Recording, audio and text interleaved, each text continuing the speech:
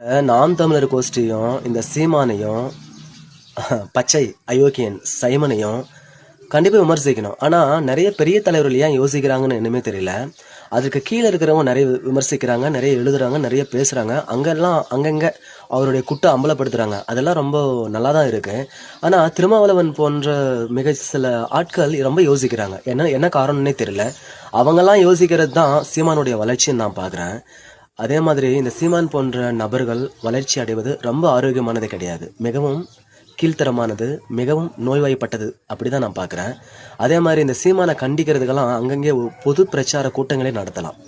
வருஷத்துக்கு 10 இல்லை வருஷத்துக்கு ஒரு 200 பொதுக்கூட்டங்கள் நடத்தலாம். நடத்தி அவரை அம்பலப்படுத்தலாம். அதுவே ஒரு முழு நேர பணியாக கொண்டு போகலாம். ஆனால் இதெல்லாம் தேவையில்லாத வேலை, இதெல்லாம் நம்ம விட்டுட்டு நம்ம வேலையை நம்ம பார்க்கலாம் அப்படின்னு கடந்து போகிறதுனால தான் அவர் மாதிரி ஆட்களுக்கு, சீமான் மாதிரி ஆட்களுக்கு நிறைய வளர்ச்சி ஏற்படுதுன்னு நான் நினைக்கிறேன்.